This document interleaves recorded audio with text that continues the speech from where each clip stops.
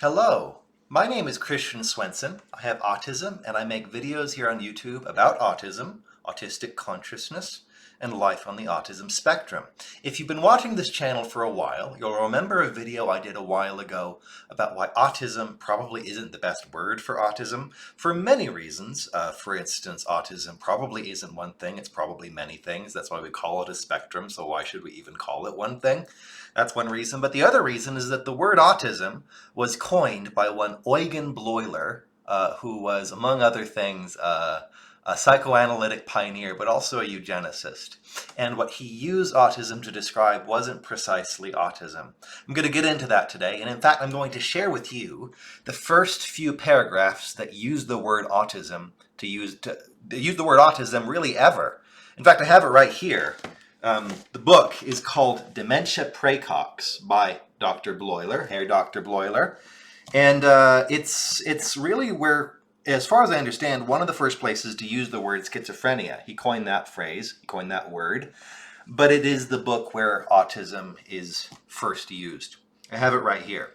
And as you can see, autism is described as a particularly intense kind of schizophrenia, in fact. Now, there are similarities between schizophrenia and autism, and in fact, for a long time, autism was thought to be a kind of schizophrenia. For instance, there's this book by Philip K. Dick called Martian Time Slip about a group of autistic / schizophrenic children on Mars. It's kind of interesting, but it's not true. But I might as well read the passage to you because it's interesting to say the least. Relation to reality, autism. The most severe schizophrenics, who have no more contact with the outside world, live in a world of their own. They have encased themselves within their desires and wishes, which they consider fulfilled, or occupy themselves with the trials and tribulations of their persecutory ideas. They have cut themselves off as much as possible from any contact with the external world.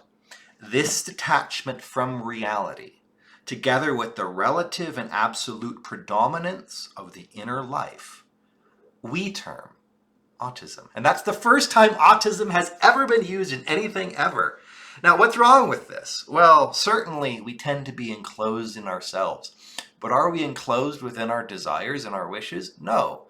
Actually, I'd say there isn't much fantasy life in most autistic people. It tends to be more rigid, more clinical in some ways, kind of the opposite of what he's describing, this kind of like colorful interior fantasy world.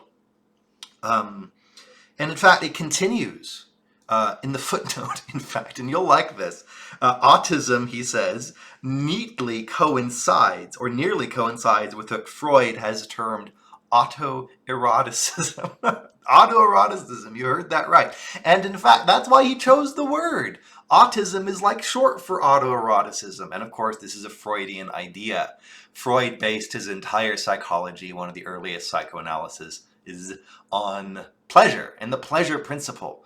And autoeroticism was one of the early infantile stages of libido development, so to speak. And I don't need to elaborate, but you kind of get the picture.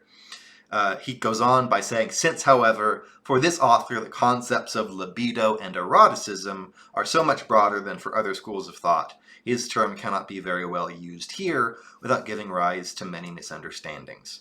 In essence, the term autism designates in a positive way, the concept that Pierre Genet formulated negatively as the loss of the sense of reality. And he goes on to elaborate lots of sophisticated psychoanalytic nuances.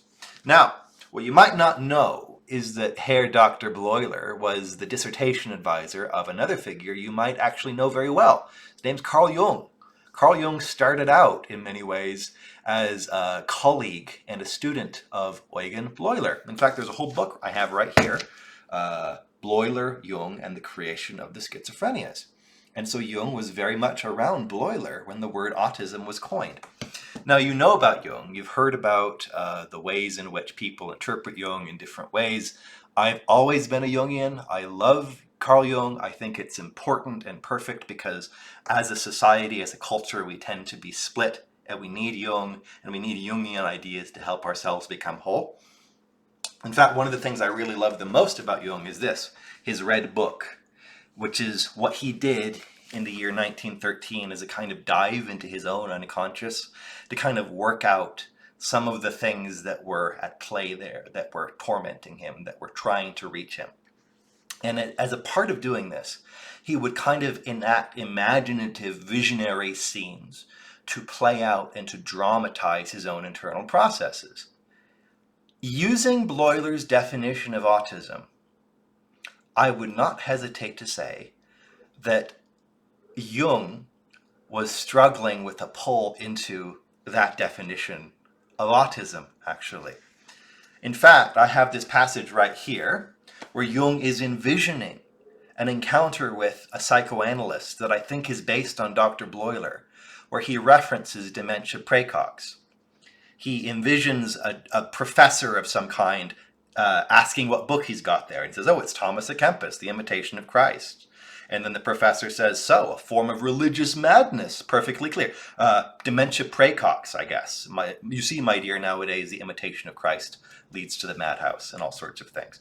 But, and we could go on with that, I could elaborate with it, but the point being that Jung, in this kind of flirting with the psychotic episode, would have seen himself as near the territory of what Bleuler would call autism, incorrectly. Of course, to reiterate, this isn't actually what autism is. Autism tends to be more rigid, tends to be more clear, and less fantasy, less fluid, less flowy, all of those things. So maybe it's time to find a new word for autism. Maybe it's time to call it something else instead of short for autoeroticism. Maybe we need to abandon some of these Freudian ideas. I'm not really sure. Well, there you go. My name's Christian Swenson. I'll be back soon. Take care.